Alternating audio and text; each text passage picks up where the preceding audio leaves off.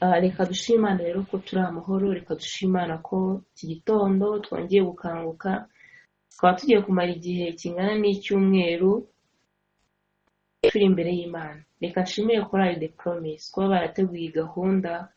Imana ibaha umugisha. Ni korali nkunda cyane, ngira ngo murabizi, ariko by'umwihariko iyi gahunda mujya mugira ko si ubwa mbere, iranezeza cyane ndetse n'abandi bose irabanezeza.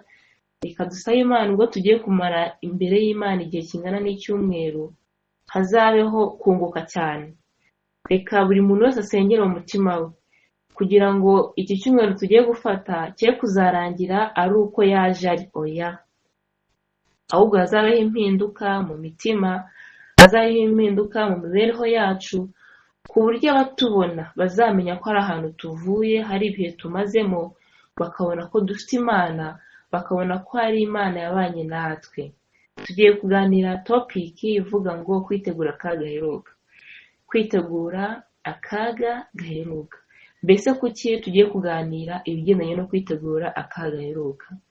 Nk'uko ijambo ry'Imana bitubwira, imbere ahangaha hari urubanza. Imbere ahangaha hari akaga gategereje ubwoko bw'Imana. Twe nk'abadivantisi b'umunsi wa karindwi, by'umwihariko nka korali The Promise ndetse n'abafite badusanze, turifuza kugira ibihe byo kwitegura aka kaga kari imbere yacu, kugira ngo tuzakinjiramo ke kuzadutungura rwose, ahubwo tube twarabonye ibyangombwa, twariteguye umwiteguro uhagije ku buryo tutazabasha gutungurwa na Satani. Reka mbasabe kugira ngo buri muntu wese aturishe intekerezo ze ahari. Birashoboka cyane ko ari abantu baryamye. Hari umuntu rwose ushobora kuba kuri iki cyigisho kubera ko hakiri kare cyane, agafungura telefone akagarama no ku buriri. Ndabizi neza ko barimo, ariko nimba urimo ndagusabye ngo byuka, ucane itara, wicare muri salo, ndetse icyumweru cyose buri muntu wese tuzabana azajya abyuka rwose ajye muri salo akurikira icyigisho. Ikindi cya kabiri ndabasaba nimba muri mu rugo muri umuryango, muzemerera ababyeyi banyu n'abavandimwe banyu mu gihe batarwaye ko baryama rwose, mubabyutse, mubakangure, baze tubane, kandi nzi neza ko Imana izatwungura binyuze muri ibi byigisho. Ikindi ndabasaba kurarika. Mureke turarike kugira ngo ubwoko bw'Imana buze dufatanye twige ijambo ry'Imana, twitegura akaga kari imbere yacu. Iteka hari isomo nkunda, abo tumaze kwiga inshuro nyinshi barabimenyereye. Ni isomo riri mu rwandiko rwa kabiri rwanditswe na Petero. Mwiyegereze Bibiliya zanyu, mu rwandiko rwa kabiri rwanditswe na Petero, mu gice cya mbere turasoma ku murongo wa 19. Handitswe ngo, nyamara rero dufite ijambo ryanuwe rirushaho gukomera. Amen. Nyamara rero dufite ijambo ryanuwe rirushaho gukomera, kandi muzaba mukoze neza nimuryitaho. Kwita ku ijambo ry'Imana ni ugukora neza, ngo kuko rimeze nk'itabaza rimurikira ahacuze umwijima. Amen. Ijambo ry'Imana tujye kwiga ngo ni itabaza rimurikira ahacuze umwijima. Abo wenda babyutse bakicara muri salo, mwabibonye ko twabyutse mu nzu rwose hari umwijima, ariko umaze gucana itara haje umucyo, ubasha kubona ikintu cyose kiri muri salo cyangwa se n'ahantu uri, haba ari mu cyumba haba ari n'ahandi.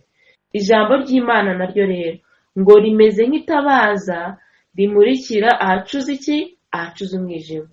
Nta kindi, ni imyijima iri mu mitima yacu.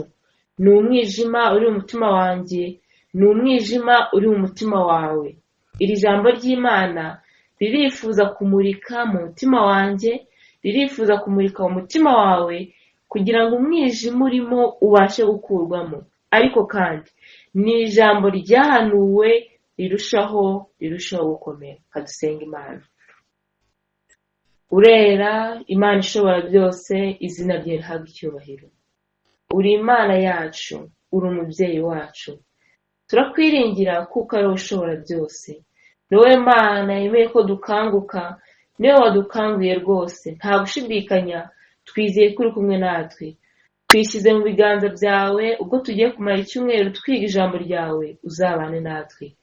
Ari njye uzavuga, uzampamagara amazima, uzaba umwuka wawe wera kugira ngo azabane nanjye, azankoreshe. Kandi abana bawe bose tuzaganira, ari abari kwiga icyigisho aka kanya n'abazakiga nyuma, uzaduha imbaraga. Ni ukuri uzaduha amatwi yumva. Turi mu gihe isi irimo umwijima uteye ubwoba. Turi mu gihe abantu tubaye imibereho yo kutubaha Imana. Turi mu gihe abantu tudamaraye rwose nta kintu twitayeho. Ariko ubwo Chorale The Promise yateguye ibihe byo gusenga, mbasabiye umugisha wawe. Kandi ndasaba cyane kugira ngo ubwo tuzamara icyumweru twiga, uzabe hagati muri twebwe, hazabeho impinduka.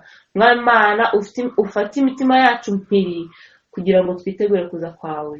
Mbisenze nizeye ko biduhaye mu izina rya Yesu, amen. Dufite ijambo ryanuwe rirushaho gukomera, kandi muzaba mukoze neza nimuryitaho, kuko rimeze nk'itabaza rimurikira ahacuze umwijima, rigakesha ijoro, rikagezaho inyenyeri yo mu ruturuturu izabandurira mu mitima yanyu, amen. Kugeza ubwo Kristo azaza agatura mu mutima wanjye, kugeza ubwo Kristo azaza agatura mu mutima wawe. Ntabwo Kristo ashobora guturana n'umwijima. Ntabwo Kristo ashobora kuza ngo ature mu mitima yacu n'umwanda urimo. Ntabwo Kristo ashobora kuza ngo ature mu mitima yacu n'ibyaha birimo twanze kureka. Niyo mpamvu usanga abantu tubayeho imibereho yo kubaha Imana yaratunaniye rwose. Ni ukubera iki? Ni ukubera yuko tudafite Kristo muri twe. Ni ukubera yuko icy'ingenzi tutakibanje mu mibereho yacu. Kwitegura akaga gaheruka biradusaba imbaraga zidasanzwe. Biradusaba imbaraga zirenze iz'umuntu yatekereza. Biradusaba imbaraga za Mwuka w'Imana. Rwa kabiri rwa Timoteyo, igice cya 3, turasoma duhereye ku murongo wa 16. Handitswe ngo, ibyanditswe byera byose byahumetswe n'Imana, amen, kandi bigira umumaro. Ijambo ry'Imana, ibyanditswe byera byose, ntabwo batubwiye ngo ni bimwe, ahubwo ibyanditswe byera byose byahumetswe n'Imana kandi bigira umumaro. Reka mbabwire, iri jambo ry'Imana tugiye kumara igihe twiga ni ibyanditswe byera kandi byahumetswe n'Imana, kandi bifite umumaro. Ngo wuhe? Wo kwigisha umuntu. Ibyanditswe byera bifite umumaro wo kwigisha umuntu, nge namwe. Ibyanditswe byera byifuza kutwigisha. Kabiri, kutwemeza ibyaha byacu, amen. Ibyanditswe byera birifuza kwemeza ibyaha byacu. Iyo uzi ibyanditswe byera ukabyigana kwitonda no guca bugufi, ibyaha byo muri wowe birahishuka, ububi bwawe burahishuka, inenge zawe zirahishuka. Gatatu, no kumutunganya. Icyo nkundira ijambo ry'Imana, iyo umuntu yeretswe ibyaha byo mu mutima we agahishurirwa ububi bwe, ntabwo umuntu rwose ibyanditswe byera ngo bimujugunye, bimutaho ahinda umushyitsi avuga ati mbonye ishyano, ninde wankiza urupfu? Oya, ahubwo ibyanditswe byera muri byo byerekana inzira dukiriramo. Ni nzira, ukuri n'ubugingo, ntawe ujya kwa Data ntamujyanye. Uwo ni Yesu Kristo. Yesu Kristo, amaraso ya Yesu Kristo niyo atunganya umunyabyaha. Izina ry'Imana yacu rihabwe icyubahiro, amen. No kumuhanira gukiranuka. Iyo ukomeje kwiga ijambo ry'Imana, nyuma y'uko byakwemeje ibyaha, nyuma y'uko byagutunganyije, nta kindi gikurikiraho, biguhanira gukiranuka. Bikwiriye kukwigisha uko ukwiye kugera ku rugero rwo gukiranuka mu kwezwa. Iyo umaze kubabarirwa ibyaha byawe utangira urugendo rwo kwezwa. Urwo rugendo rwo kwezwa nibyo ijambo ry'Imana ryise ko riduhanira gukiranuka. Urwo rugendo rwo kwezwa twigishwamo uko dukwiriye kurya. Muri urwo rugendo rwo kwezwa twigishwa ko dukwiriye kwambara. Muri urwo rugendo rwo kweza twigishwa ko dukwiriye gusokoza. Muri urwo rugendo rwo kwezwa twigishwa dukwiriye kuvuga. Muri urwo rugendo rwo kwezwa twigishwa dukwiriye kwitwara mu bandi. Muri urwo rugendo rwo kwezwa twigishwa amagambo dukwiriye kuvuga na tudakwiriye kuvuga. Hagomba kubaho guhanirwa gukiranuka. Ntabwo umuntu yezwa gusa, ntabwo umuntu yakira imbabazi z'Imana cyangwa se atunganywa n'ibyanditswe byera ngo bigarukire aho ngaho. Oya, ahubwo hagomba kubaho kwezwa kugeza ku rugero rugira gukiranuka kwa Kristo aguha kw'agateganyo iyo umaze kwihana, uko gukiranuka kukaba ukwawe kubera ko wumviye Yesu Kristo. Kuri buri ntambwe wagiye wemeye icyo Imana ikubwira ugahindukira rwose. Umurongo ukurikiyeho, umurongo uriho amagambo akomeye cyane ngo kugira ngo umuntu w'Imana abashyitse afite ibimukwiriye byose ngo akore imirimo myiza yose. Amen. Kugira ngo umuntu w'Imana abashyitse hagomba kubaho kubanza kwigishwa ibyanditswe byera, bikamwigisha, bikamwemeza ibyaha, bikamutunganya, bikamuhanira gukiranuka. Uwo muntu niwe muntu ubushyitse rwose. Uwo muntu niwe Imana ibona ikabona ko ashyitse. Umuntu ugishwe n'ijambo ry'Imana, umuntu ijambo ry'Imana ryemeza ibyaha bye, byamara kumwemeza ibyaha bye akihana bikamutunganya, noneho bikamuhanira gukiranuka. Akiga ijambo ry'Imana kugira ngo agere ku kigero cya Kristo, akiga ijambo ry'Imana kugira ngo agire imico nk'iya Kristo. Uwo muntu w'Imana niwe ushyitse mu maso y'Imana. Mbese nshuti yanjye, waba izi ngingo uko ari enye warazinyuzemo? Waba wiga ijambo ry'Imana? Ese mu kuryiga wemejwe by'icyaha?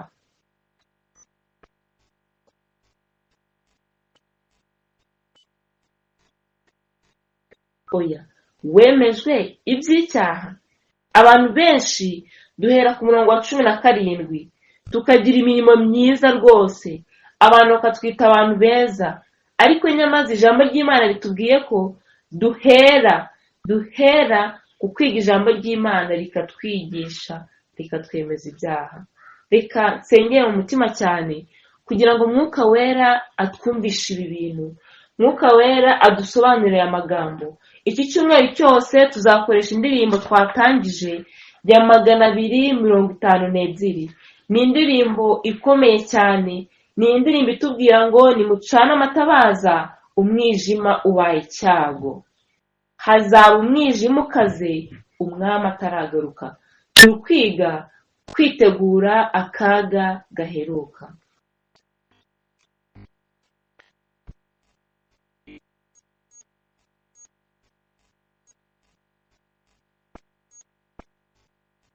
Turi kwiga kwitegura akaga gaheruka. Nimucane amatabaza umwijima ubaye icyago, hazaba umwijima ukaze umwami ataragaruka. Iki cyumweru cyose tuzakoresha indirimbo. Ndakurarika nshuti yanjye kugira ngo uzayitege amatwi rwose. Abantu ibihumbi byinshi bahinyura ubu butumwa. Abantu ibihumbi byinshi bahinyura ubu butumwa. Natwe tubushikamyemo dutegereze umukiza. Amen. Mureke dushikame mu butumwa bwiza twizeye nk'Abadventiste, ubutumwa bw'uko hazavugaruka kwa Yesu Kristo. Mureke tubushikamemo. Ariko indirimbo yatubwiye ngo hazaba umwijima ukaze umwami ataragaruka. Niyo mpamvu tugiye kwigana amagambo twiteguza akaga gaheruka. Ijambo rye nitabaza ntituzigera tuyoba. Nubwo amakuba ari hose ntabwo Imana izaduhana. Amen. Nubwo tubona ko imbere yacu hari akaga gakomeye cyane, akaga kazaba gashingiye ku bantu hagati y'icyiza n'ikibi, intambara yatangiye kera kose, ubu ngubu iriho kandi izakomeza kubaho, ariko iri hafi kugera ku ndunduro. Nubwo amakuba ari hose ntabwo Imana izaduhana. Amen. Reka nsabe Seti areke kupresentinga, maybe kari ariyo mpamvu internet iri kuvaho, reka gusharinga abireke. Yego, nakoze ko ndi kubona internet yanjye iri unstable kandi ntabwo bisanzwe. Imana kandi ihagarikiye rwose iyi gahunda, Satani urwana atsindwe mu izina rya Yesu. igice cya 4 cy'iyi ndirimbo kiratubwira ngo dukore imirimo myiza twe guha abisurwaho tuzabiherwa imigisha nidukomeza kwizera. Amen. Refra avuga ngo muboneze amatabaza kandi nimwubahe Imana. Nshuti zanjye, mureke tuboneze amatabaza kandi twubahe Imana. Kuza k'umwami kuri hafi, tuboneze amatabaza yacu. Niyo mpamvu tugiye gufata icyumweru twiga kugira ngo habeho umwiteguro uhagije, habeho umwiteguro uhambaye rwose. Turifuza kugira ngo Imana izakore mu mibereho yacu, Imana izagendere imitima yacu, Imana izagendere umutima buri muntu wese, kugira ngo habeho gukanguka rwose. Mu gitabo cyitwa Kwitegura akaga gaheruka, ni igitabo cyakusanyijwe amagambo yanditswe na Ellen G. White, ni igitabo cy'Abadiventiste b'umunsi wa karindwi. Harimo amagambo ari mu iriburiro avuga ngo uyu munsi isi yegereje iherezo ry'amateka maremare yayo. Uyu munsi wa none isi yegereje iherezo ry'amateka maremare yayo. Imana yitaye ku bwoko bwayo, ibuha guhishurirwa ubuhanuzi bwerekeye ibihe turimo, ibwereka kujya mbere kw'imigambi yayo, ndetse ibamenyesha ibihe bikomeye bikwiriye kuzakurikiraho. Ubutumwa bwahawe Ellen G. White bwuzuza ubuhanuzi bwa Bibiliya, bushyira ku mugaragaro imbonerahamwe nini y'ibihe bikomeye by'ahazaza, kandi bukaduhatira kwitegura akaga gateye ubwoba katwegereje. Ubutumwa bwahawe Madamu Ellen G. White ngo butwiteguza, butwereka neza ko imbere yacu hari akaga katwegereje. Ariko si imyiteguro yacu imeze ite? Ni ihe myiteguro dufite muri uyu munsi wa none? Isi rwose yegereje ku mateka yo kurangira kwayo, nta gushidikanya. Ibihe turimo by'ubwabyo birabitwereka. Ngo Pawulo arabivuga uko biragira ati, muzi yuko igihe cyo gukanguka gisohoye rwose. Dore agakiza kacu karatwegereye kuruta igihe twizereye. Abaroma 13:11. Pawulo yavuze aya magambo agaragaza neza kose ko igihe cyo gukanguka gisohoye. Ntabwo turi mu gihe cyo kuryama, nshuti zanjye. Ntabwo iki gihe turimo ari igihe cyo gusinzira mu bitotsi by'umwijima. Ntabwo igihe turimo ari igihe cyo kuba mu bunenganenzi. Ntabwo igihe turimo ari igihe cyo kugira ngo ijambo ry'Imana rivuge nawe uvuge. Igihe turimo ni igihe cyo kwitegura, kubera yuko akaga karatwegereye. Tugeze mu gihe cyo gukanguka, tukabera amaso ubugingo bwacu, kuko agakiza karatwegereye cyane kuruta igihe cyose twizereye. Aya magambo yerekeza ku buryo bwihariye ku itorero ry'Abadiventiste. Ubw'isi ihindishwa umushyitsi no kutamenya ibizaba ejo, twe dufite ubushobozi bwo kumenya ibihe turimo. Amen. Ndashimira Imana yaduhaye Bibiliya nk'umucyo munini. Ndashimira Imana yaduhaye umwuka w'ubuhanuzi nk'umucyo muto. Ni ibyanditswe byera dufite twabonye ko byahumetswe n'Imana, bigira umumaro wo kwigisha umuntu. Reka nsabe buri muntu wese turi kumwe aha ngaha kugira ngo agire ishyaka ryo kwiga ijambo ry'Imana, agire ishyaka ryo kwiga Bibiliya, agire ishyaka ryo kugira ibihe byo gusenga, ibihe byo kubana n'Imana. Kuko ijambo ry'Imana ritubwiye ko by'umwihariko twe nk'Abadiventiste twahawe umucyo urambuye, twahawe umucyo wuzuye w'uko dukwiriye kwitegura ibihe tugiye kwinjiramo. Twahawe umucyo utumenyesha iby'igihe tugezemo. Ngo umugenzi wese uva mu gihugu ajya mu kindi aba afite ikarita y'inzira agomba gukurikira. Abazi urugendo amaze kurangiza, akamenya n'intera asigaje kugira ngo arangize urugendo. Abanza kumenya umunsi n'isaha buri ndege azagendamo igomba kugwiraho. Niba yaritaye kuri buri kantu kose, urugendo rwe ruzakurikirana neza nk'uko agateganyo ke kari. Aya magambo arakomeye cyane. Umuntu ugiye mu rugendo rwo mu kirere, rwo mu ndege, aba agomba kwitegura, agakurikirana cyane details ziri kuri ticket yiwe. Kuko yibeshye gato cyane, indege iramusiga. si indege gusa, mu bihugu byateye imbere n'izi modoka z'amatere zikora nini cyane muzi, ni imodoka rwose nimba igomba kugera ahantu isaha 1:30, iyo ihageze ariyo uri bugende mutarahagera iragusiga rwose. Bivuze ngo haba hagomba kubaho umwiteguro, umuntu akaba smart cyane kugira ngo atabasha gusigara rwose.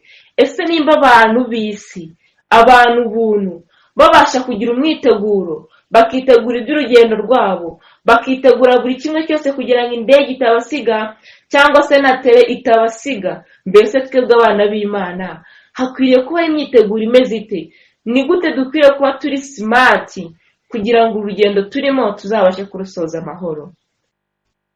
Ngo abana b'Imana nabo barakora urugendo rutangaje, barerekera mu gihugu cy'ijuru, bafite mu biganza byabo ikarita ihebuje. Amena. Ngo dufite Bibiliya ariyo rwandiko rw'inzira isobanutse. Batsubiremo aya magambo ngo abana b'Imana nabo barakora urugendo rutangaje, barerekera mu gihugu cy'ijuru, bafite mu biganza byabo ikarita ihebuje, Bibiliya. Ngo bafite kandi inzira isobanutse bagomba gukurikirana, umwuka w'ubuhanuzi. Amena. Abana b'Imana dufite urugendo natwe, turerekera mu gihugu cyo mu ijuru, ariko ngo dufite mu biganza byacu ikarita ihebuje izindi karita zose, ikarita y'urugendo ariyo Bibiliya yera. Kandi ngo dufite inzira isobanutse tugomba gukurikirana ariyo mwuka w'ubuhanuzi. Kadushimana ko yaduhaye Bibiliya, kadushimana ko yaduhaye ibitabo by'umwuka w'ubuhanuzi. Niyo mpamvu muri cyumweru cyose nta kindi kintu cyera kirabura tuzakoresha Bibiliya nk'umucyo munini, kandi tuzakoresha umwuka w'ubuhanuzi nk'ibitabo twahawe kugira ngo dusobanure Bibiliya mu buryo bwuzuye. Reka mbararikire cyane kugira ngo tuzabe maso, tubere maso ubugingo bwacu.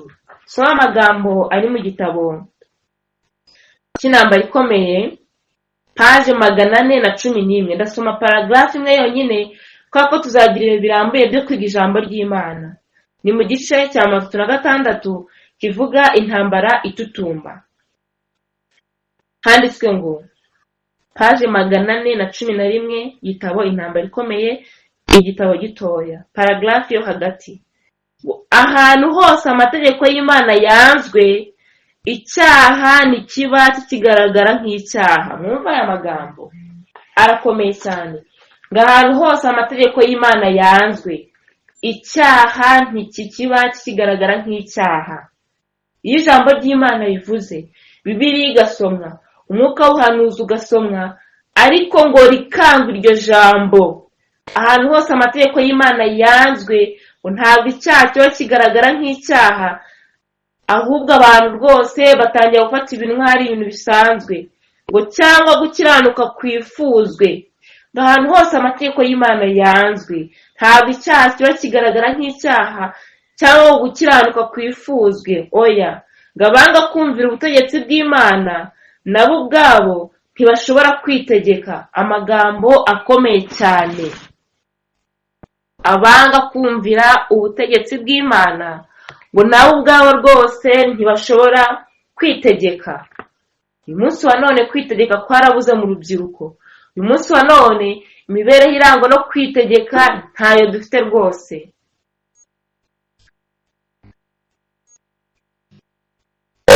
Murakoze cyane. Turi gusoma mu ntambara ikomeye, page 411. Handitswe ngo ahantu hose amategeko y'Imana yanzwe, icyaha ntikiba kigaragara nk'icyaha. Ahantu hose amategeko yanzwe, ngo icyaha ntikiba kigaragara nk'icyaha cyangwa gukiranuka kwifuzwe. Oya rwose, iyo abantu banze amategeko y'Imana baba bafite ibintu bakora bakumva ko ibyo bintu ari ibintu byejejwe. Iyo abantu banze amategeko y'Imana baba bafite ibintu bagenderamo rwose, ibyo bintu bakumva ko ari ibintu byiza. Hoya, nta nubwo ahantu amategeko y'Imana yanzwe ngo gukiranuka kuba kwifuzwa. Oya rwose, abantu baba barishyiriyeho gukiranuka kwabo, abantu barishyiriyeho ibintu byabo ku buryo bumva ko ibyo bintu ari byo bikwiye kubayobora. Ijambo ry'Imana riravuga bagahenge ku mutwe. ijambo ry'Imana ryavuga bakica amatwi ngo batumva bakaziba amatwi yabo. Nshuti yanjye, ngo abanga kumvira ubutegetsi bw'Imana nabo ubwabo ntibabasha kwitegeka. Ese ufite kwitegeka muri wowe? Oya, ufite kwitegeka muri wowe ku buryo umuntu atabasha kugukorera icyo ashaka cyose? Ufite kwitegeka muri wowe ku buryo uvuga uti ibi bintu ntabwo ijambo ry'Imana ribyemera, sinkwiriye kubigenderamo? Ngo binyuze mu nyigisho zabo z'ibinyoma, ingeso yo kwishyira hejuru yinjira mu mitima y'abana no mu y'abasore. Ingeso yo kwishyira hejuru, ijambo ry'Imana rikavuga nawe ugashyira hejuru. Nshuti yanjye, ndasenga cyane kugira ngo iki cyumweru tugiye kumara twiga, Mwuka w'Imana azagendera umutima wawe, Mwuka w'Imana azagendera umutima wanjye, kugira ngo kwishyira hejuru kose kurekwe, ahubwo tuzemerera Imana igenga imibereho yacu. Ngo kuko muri kamere yabo batihanganira kwitegeka, ntibifuza kugira amategeko abagenga, ariko ntibite no ku ngaruka zizababaho hanyuma.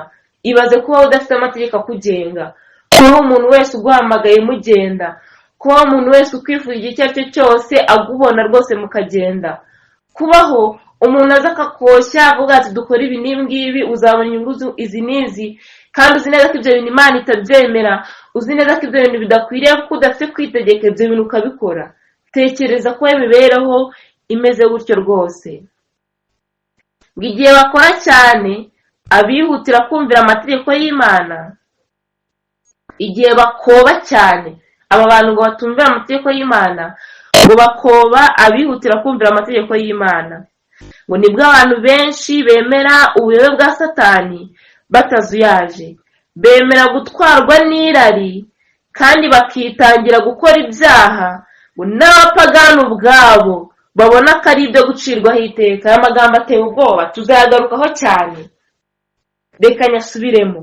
Igihe bakoba cyane abihutira kumvira amategeko y'Imana, bakareba umuntu w'umusore wubaha Imana, bakareba umukobwa wubaha Imana, bakavuga turiya rwose yasigajwe inyuma, uriya ni umuturage, reba ukuntu imisatsi yari injwiri, reba ukuntu aba yambaye ibintu bikubura, reba ukuntu aba ari umusore usokoza ngo ordinary, reba ukuntu ari umusore rwose udajyanye n'igihe. Reka mbabwire, baranditse ngo nibwo abantu benshi bemera ubuyobe bwa Satani batajuyaje. Ngo aba bantu banze kumvira amategeko y'Imana, abantu babona icyaha nk'ibintu bisanzwe, ngo nibwo bemera rwose ubuyobe bwa Satani batajuyaje. Ngo bemera gutwarwa n'irari, kumva rwose abandi bagusize, kumva ko imyambarire igezweho ari nawe ugomba kuranga, kumva ko iby'imirimbo n'ibindi byose bigenda byaduka bikwiye kuranga, irari rikakuzura. Ngo kandi bakitangira gukora ibyaha, ngo n'abapagani ubwabo babona ko ari ibyo gucirwaho iteka. Tekereza ko abapagani bari kureba ibintu turimo, bakabona ko rwose natwe twarengereye, bakabona ko ibintu dukora ahubwo ari ibyo gucirwaho iteka. Bitekerezeho, nanjye mbitekerezeho. Nshuti yanjye, mbese ni iki umutima wawe, ni iki Imana iri kukwereka kidakwiriye mu mibereho yawe? Ni iki Imana iri kugukomanga kugira ngo ugire kwitegeka rwose? Reka twirinde amenyo ya rubanda. Reka ubwo abapagani bari kutureba bakabona ko ibyaha turi gukora rwose nabo ubwabo babiciraho iteka, reka buri muntu wese agambirire umutima we. Njya nibaza, mbese mvuga iki ngo mugure abantu b'Imana basigaye? Ni iki navuga? Ni iki nakora? Ni irihe jambo tutumvise navuga kugira ngo korali The Promise n'abashyitsi bayigendereye habashe kubaho guhinduka? Ngo mvuga iki kugira ngo mpugure abantu b'Imana basigaye?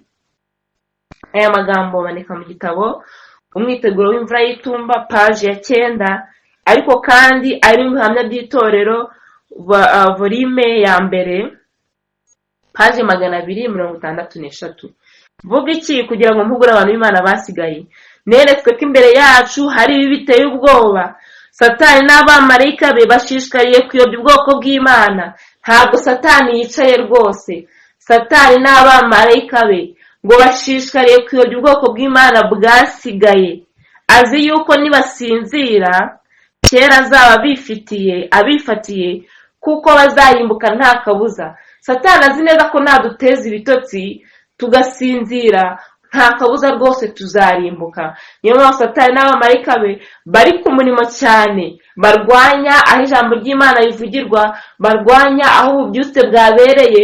Satani n'abamarayika be bari ku murimo, ariko ikintu kibabaje ni uko twe nk'ubwoko bw'Imana dusinziriye rwose, tuzi ngo ibintu ni ibisanzwe, nyamaze hano imbere hari akaga kadutegereje. Kuki abasigaye batiteguye kubwirizanya ubutumwa bwa marayika wa gatatu, imbaraga ikomeye muri iki gihe giheruka cy'amateka y'isi? Kuki abasigaye tutiteguye? Twakabaye ubu ngubu turi mu murimo w'Imana tubwiriza ubutumwa bwiza, ariko kandi natwe ubwacu ntiturahinduka, natwe ubwacu imbaraga y'Imana ntirakangura imitima yacu ngo twumve twanze icyaha rwose. Satani nabishobora azabavutsa umwiteguro wo kuzahagarara kuri uwo munsi. Satani nta kindi yifuza ni ukutuvutsa umwiteguro wo kuzahagarara ku munsi, umunsi w'amateka. Azashyira ibintu by'inkomyi mu nzira banyuramo, maze abaterereze gukunda ubutunzi bw'isi. Turi muri baransize, ubuzima bw'isi buragoye, n'abantu b'Imana rwose ndabizi ko gukora ni byiza kuko dukeneye kubaho.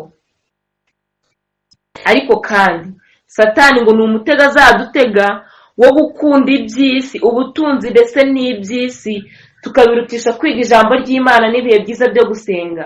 Ubu mbaje abantu basoma Bibiliya ku munsi, byibuze akabasoma Bibiliya buri munsi, ntabwo napfa kubabona rwose. Kubera iki? Satani atumye dukunda iby'isi, atumye dushyira imbaraga mu kwita ku by'isi cyane kuruta uko dushyira imbaraga mu gushaka ukuri kw'ijambo ry'Imana. Bazashyira ibintu by'inkomyi mu nzira banyuramo, maze abaterereze gukunda ubutunzi bw'isi, abatere kwikorera umutwaro uremereye w'amaganya, kugira ngo imitima yabo iremererwe n'iby'ubugingo, maze umunsi wo kugeragezwa ubatungure nk'umujura. Satani arifuza ko twatungurwa rwose. Satani ntabwo yanezezwa nuko wowe nanjye twamucika, oya, arifuza ko twatungurwa.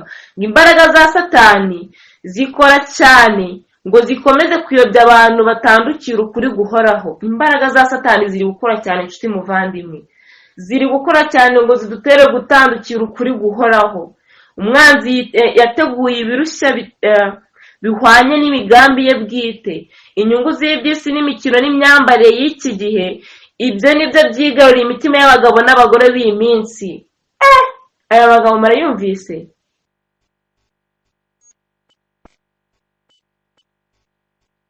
Inyungu z'iby'isi ngo imikino, abantu rwose bagafata umwanya wabo bakajya mu mikino, bakajya mu byo bita ngo ni imbaribeyari, bakajya mu byo bita ngo ni urusoro, bakajya mu gukina amakarita. Ibyo byose tuzabirebaho umwanya n'udukundira n'utaba mutoya. Hari ibintu abantu b'Imana tudakwiriye guha umwanya rwose, nko kureba imipira, gukina amakarita, gukina urusimbi n'ibindi. Ibyo ntabwo ari ibintu bikora umuntu uri kwitegura akaga gaheruka, oya rwose. Turasabwa imyiteguro idasanzwe, turasabwa kugira ibyo tureka kugira ngo tugire umwiteguro ushyitse. Imyambarire y'iki gihe abantu bahugiye mu kumenya ngo ni iki kigezweho ngo aricyo twambara. Uyu mubiri twambika, uyu mubiri utubuza kubaha Imana nk'uko bikwiriye, uyu mubiri uzabura. Uyu mubiri byawe rwose birarangira. Mureke inshuti bavandimwe, mureke twambike umubiri w'imbere, aribwo bugingo bwacu.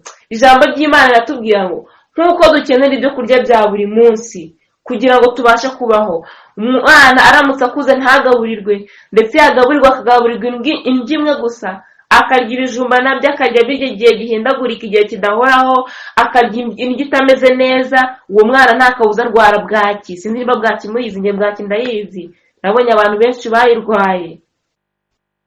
Arwara bwaki. Niko no mu by'Imana iyo tugaburira umuntu w'imbere, ukuze ushonja, ugashonja utariye, niko iyo bwije utize ijambo ry'Imana nabwo uba ufite inzara mu bya mwuka. Ndetse uretse kurya kabiri wibuka uko waba uri guhwera, niko no mu bya mwuka bigeze. Ndetse uretse kurya ukwezi urabizi neza ko waba utakiriho, niko uko tureka kwiga ijambo ry'Imana niko dupfa mu by'umwuka. Nyamaze ikintu kibabaje ni uko dupfa ntitunabimenye, ukaba ugenda ariko waramaze gupfa. Amagambo arakomeye cyane. Birashoboka cyane ko abantu benshi tugenda ariko twaramaze gupfa, ariko Imana, reka dushimana ko ikiri ku ntebe y'imbabazi. Imana yiteguye kunyakira, Imana yiteguye kukwakira kugira ngo habe impinduka zidasanzwe, habeho kwitegura akaga gaheruka. Dukwiriye gutera umugongo ibintu ibihumbi biduhuza. Amen. Dukwiriye gutera umugongo rwose ibintu ibihumbi biduhuza. Hariho ibintu byinshi kandi bigatera no gushimikira, nyamara amaherezo yabyo akaba ubusa. Abanyurwa nabyo bakomeye baharanira kwita ku bintu by'agaciro gake kandi bakaba ari byo bibandaho. Dukeneye kumenya inshingano yacu yo kugaburira imitima yacu ibyo kurya biyerekeza ku bugingo bw'umwuka. Amen. Kugaburira imitima yacu nicyo kidukwiriye.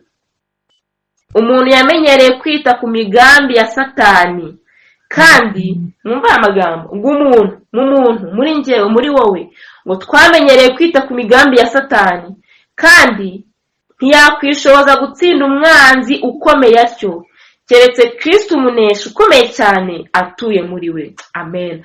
Keretse wandi twabonye mu rwa kabiri rwa Petero 19, Kristo uzaza akabanzurira imitima yacu igihe ibyanditswe byera byatunganyije imyanda yose iri muri twe, ngo keretse Kristo ari muri twe niwe watubashisha gukora ugushaka kwe. Keretse Kristo ari muri twe niwe watubashisha gutsinda umwanzi ukomeye. Satani arategura ibishuko bye kugira ngo mu ishukana rye riheruka ashukashuka abantu b'Imana be kuzamenya ko ari we. Satani azi iby'uru rugendo, azi icyo ashaka, azi icyo yifuza kugeraho.